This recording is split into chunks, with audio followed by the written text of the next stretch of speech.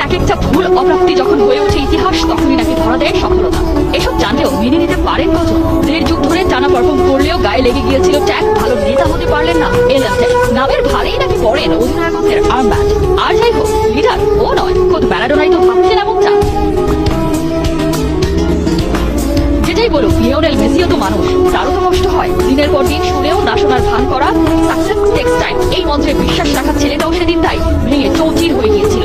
হয়েছিল আপাতমস্তক ক্লান্ত পথচারী, জানিয়ে দিল ইটস ওভার ফর মি।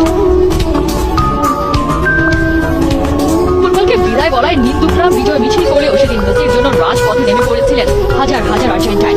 সেদিন বুয়েনোস আইরেসের ঝড় বৃষ্টিকে উপেক্ষা করে সবাই হাজির মেসি ফেরার আর্তনাদে। সবার একটাই কথা, তোমায় ছাড়া আমাদের চলবে না, কারণ লিও মানেই তো বিশ্বাস। সারা দিয়ে লিও ফিরলেন, ফিরতে পারলেন কি?